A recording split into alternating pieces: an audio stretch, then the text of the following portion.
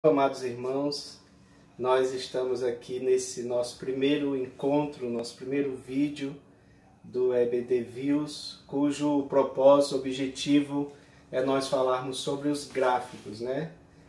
Vocês sabem que esses gráficos eles são como subsídios para as lições.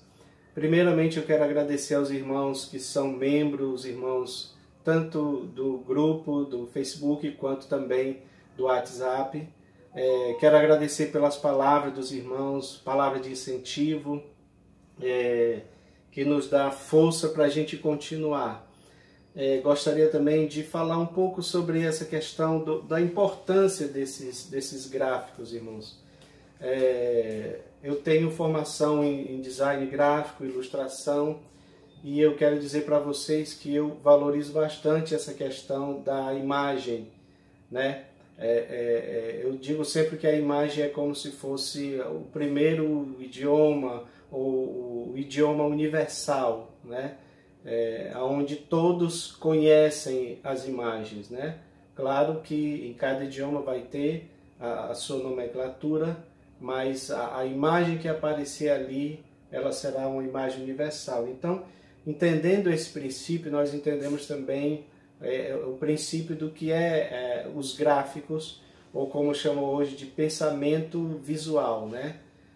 Alguns chamam também de mapa mental, e a ideia é que esses gráficos eles sejam uma ferramenta a mais para que você possa dar a sua aula, para que você possa também aprender. Eu tenho dito isso porque para mim eles têm sido muito úteis, para que a gente possa fixar as imagens, para que a gente possa entender melhor a teologia bíblica, né?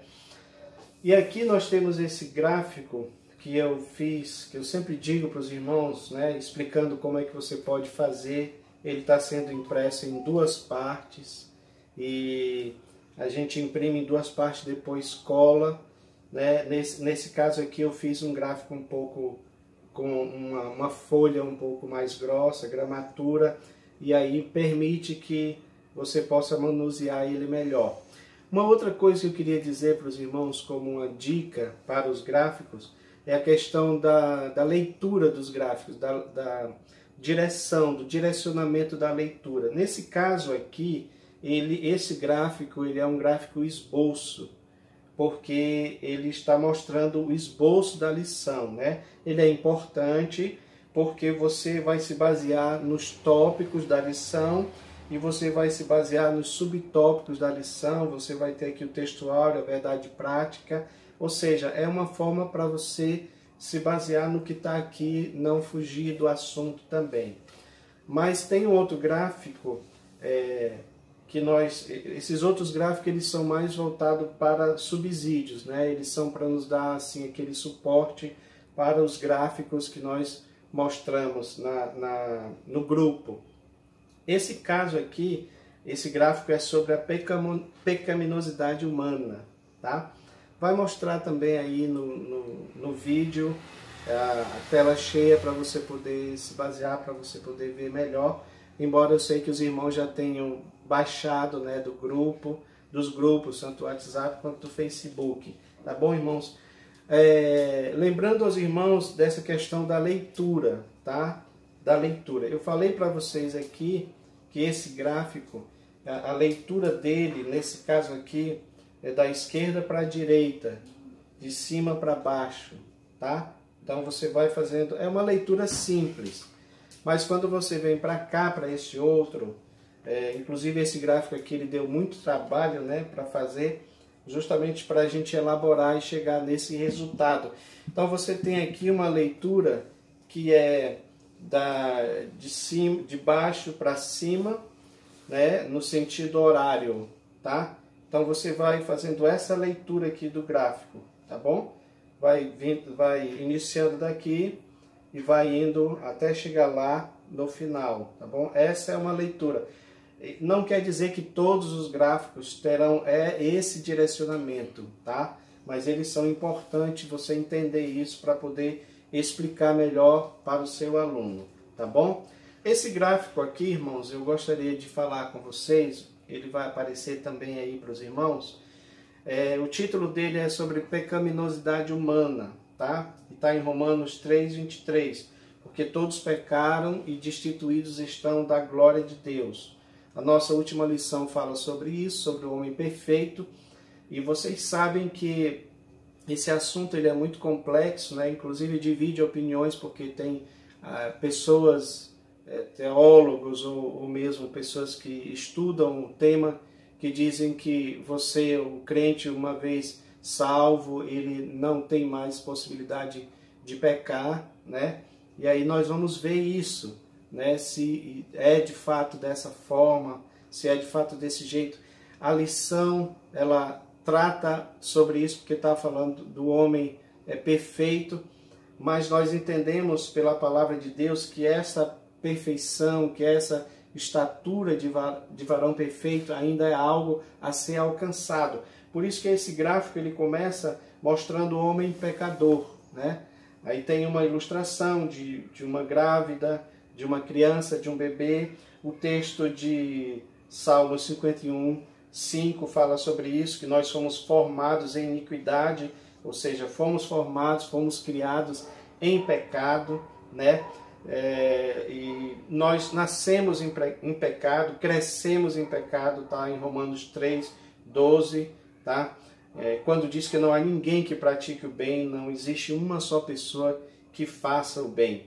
Eu digo que esse nascimento, né, que Jesus fala lá para Nicodemos, é o que é nascido da carne e sangue, né?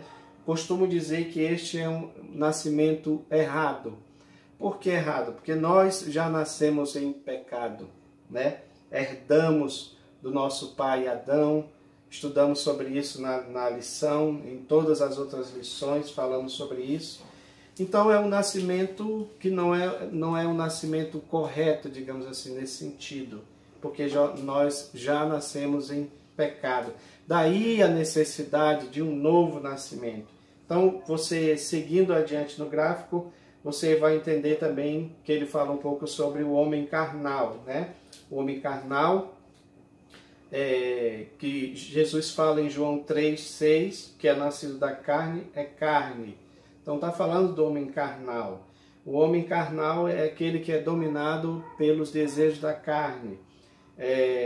O que impera nele é apenas a carne, é apenas a sua carnalidade. Aí sobre isso já tem aquele outro gráfico que nós mostramos, né, sobre o homem espiritual e o homem carnal. Inclusive na parte que fala do homem carnal, colocamos lá como uma dos itens falando sobre o que é o homem carnal, colocamos lá a questão da intelectualidade. E houve irmãos no grupo que questionaram sobre isso, né? Porque de fato nós temos intelecto, é uma faculdade humana, mas eu estava falando da intelectualidade distanciada, né, de Deus. É quando o homem confia só na sua própria intelectualidade, confia só no seu intelecto, confia só na sua sabedoria. Este também é o homem carnal, né? Porque ele exclui Deus, ele não coloca Deus como principal, como fonte de sabedoria, como fonte da sua intelectualidade. Então o homem carnal, ele nasceu errado, como eu falei. Então precisa do novo nascimento. O que é o novo nascimento? É o nascimento que não é da carne, mas é o nascimento do Espírito, nascimento espiritual. É quando o homem ele alcança a fé em Jesus, é quando o homem aceita Cristo, é quando o homem se permite ser moldado, mudado pelo Espírito Santo de Deus. Colocamos aqui no novo nascimento o homem espiritual, ou seja, a alma e o espírito, são vivificados, conforme diz lá em Efésios. Agora, a natureza humana, a carne, representada pelo corpo, né? Pelo menos como expressão da natureza humana corrompida, que a natureza humana em si ela não é má, pelo menos originalmente, lá com Adão e Eva, mas ela foi corrompida pelo pecado. Então nós podemos dizer que ela não é vivificada. a natureza carnal, ela não é vivificada, porque a presença do pecado ainda é uma realidade, né? E ocorre sempre na questão das obras. Por isso nós devemos produzir, então, o fruto do Espírito. Fruto do Espírito, que é amor, paz, longanimidade, benignidade, mansidão, né? Que está lá em Gálatas 6. Um detalhe importante sobre o novo nascimento é que nós nascemos, precisamos do novo nascimento, conforme eu falei, porque nascemos errado, né? Nascemos da carne, tá? Mas se nós queremos almejar o céu, se nós queremos alcançar o céu, nós sabemos que no céu não entra a natureza carnal, pecaminosa, pecado não entra no céu, então precisamos de nascer da água e do Espírito, tá? Então precisamos do novo nascimento em Jesus. Mas tem uma coisa importante, que é justamente o alvo desse gráfico, a questão da pecaminosidade. Nós continuamos pecando? Não continuamos pecando? Como é que isso ocorre? Por isso que nós colocamos aqui, amados, que existe uma luta constante entre a carne e o espírito, porque eles são opostos entre si, tá? Então, a Bíblia diz claramente que a carne luta contra o espírito e o espírito luta contra a carne, tá? Por isso que Paulo diz, o bem que quero fazer não faço, e o mal que não quero, isso eu faço. Romanos 7,19. Em outra expressão, Paulo diz que ele esmurra o seu próprio corpo e faz dele o seu escravo. Por quê? Porque ainda existe uma luta interior contra essa nossa natureza carnal, né? Pecaminosa. Significa dizer que nós ainda não fomos redimidos completamente. E isso só vai acontecer no futuro. É uma coisa que precisa ser deixado claro, porque de fato essa luta existe. Precisamos continuar lutando contra a nossa natureza corrompida pelo pecado. Nós não vivemos mais em pecado. É diferente, mas isso não quer dizer que nós não estamos propensos ao pecado. Por isso a luta.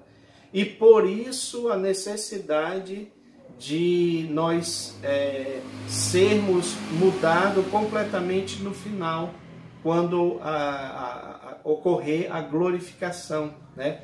Que é o corpo corruptível se revestir da incorruptibilidade, por ocasião da vinda de Jesus, que diz que os mortos serão transformados, né? Os vivos também serão transformados.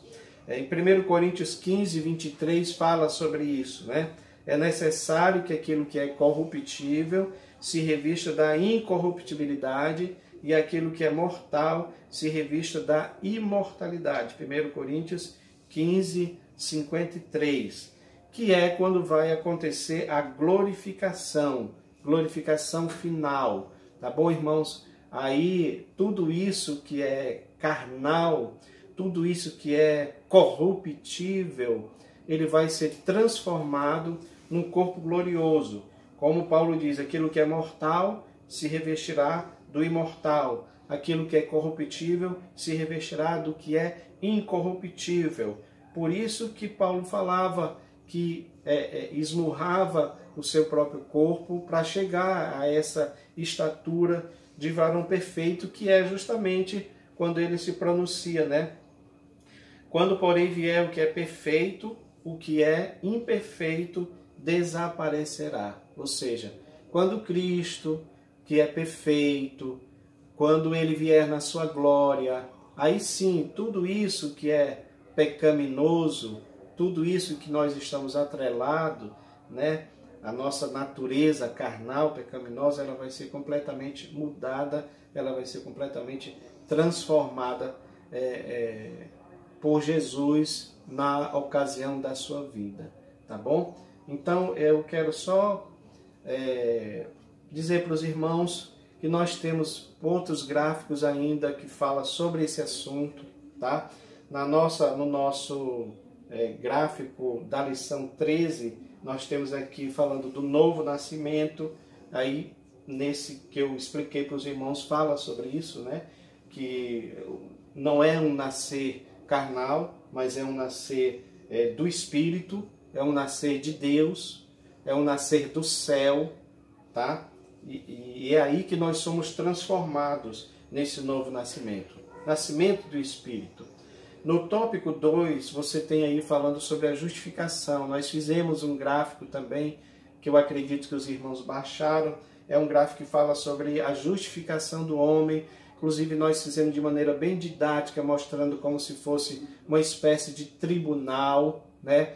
Onde você tem Deus ali como juiz, onde você tem Jesus como nosso advogado, onde você tem ali o diabo como promotor de acusação, onde você tem também ali a causa, que é justamente o pecado, tá? Pecado, e temos também o réu, que somos todos nós, nascidos em pecado, né? Uma coisa importante nesse gráfico que ele mostra para nós é que todos nós, de fato, estávamos condenados à morte eterna. A morte eterna. Não havia chance para nós, porque não há nenhum que não peque. Todos pecaram, todos pecaram. Só que o nosso advogado, ele não pecou, que é Jesus. E aí nós mostramos que ele pagou a nossa dívida. Colossenses tem um texto muito bonito que diz que ele riscou a cédula que era contra nós, né? Cravou ela na cruz e destronou principados e potestades. Então foi assim que Jesus fez. E aí é interessante que quando nós entendemos isso, nós rogamos a Cristo para que Ele nos salve. Ele coloca fé em nós e nós rogamos, pedimos a Ele, clamamos a Ele e Ele vem em nosso socorro para nos dar essa libertação do pecado. E aí o que acontece? Jesus, com o seu sacrifício, ele pagou, digamos assim, a nossa dívida, né? E ele fez a nossa defesa perante o juiz de toda a terra, que é Deus. E aí sim, quando isso acontece, o juiz de toda a terra, que é o Senhor, que é o nosso Deus, ele nos justifica. E aí a palavra de Deus diz claramente que nós estamos então justificados em Cristo. Por isso que Romanos, Paulo diz, né, que não há nenhuma condenação para aqueles que estão em Cristo Jesus, porque eles foram então justificados. Isso é maravilhoso, nós sabemos.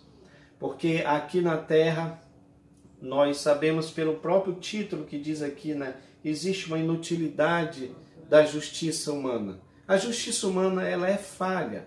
A justiça humana, ela vai se basear nos preceitos dos homens. Então, em muitos momentos, eles vão falhar, eles vão condenar quem não deve e vice-versa, né? Por isso que a Bíblia diz que as nossas justiças são como trapo de imundícia, né? Ou seja, são como aqueles trapos que se enrolava, se colocava nos enfermos, nos leprosos, trapo imundo. Assim são as nossas justiças. Mas a justiça de Deus não, ela é diferente, porque temos um advogado que é Cristo e que luta em nosso favor, tá? Então, amados, é assim que somos justificados em Deus, nos tornando um novo homem, mas devemos passar, que é o terceiro tópico desta lição, né? O novo homem em Cristo. O terceiro tópico fala sobre a santificação do novo homem.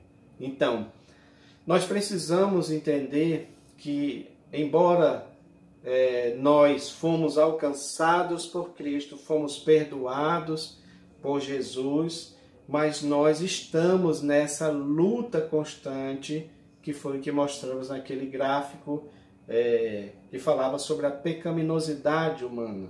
Então, necessitamos de santificação porque estamos em luta contra a nossa própria carnalidade. Então, ele mostra que a santificação como posicionamento, já fomos posicionados em Deus como santos. No segundo ponto fala sobre a santificação como um processo, tá? Então eu preciso entender que esse processo envolve muitas coisas, entre elas a renúncia da nossa própria carnalidade, a renúncia no sentido de que eu não vou fazer a minha vontade, porque se eu fui gerado pelo Espírito, então eu não posso andar de acordo com a minha carnalidade, de acordo com o que a minha carne deseja, mas eu tenho que andar de acordo com o que o Espírito deseja para mim. Aí eu não estou fazendo mais a minha vontade. Aí eu estou, de fato, crucificado com Cristo. Minha carne, minha carnalidade, o meu eu está crucificado com Cristo, tá? E eu entendo que isso é um processo, porque não é fácil.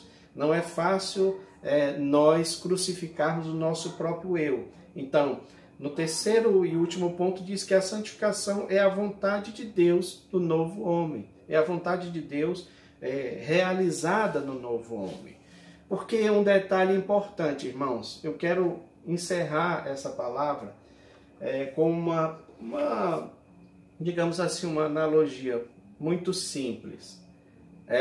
Eu tenho 4 graus de miopia, não consigo enxergar direito, né? A minha vista tem esse problema. Os irmãos que têm esse problema de miopia sabem disso. Preciso de um óculos para enxergar. Interessante que a Bíblia diz isso. Sem a santificação, ninguém verá o Senhor.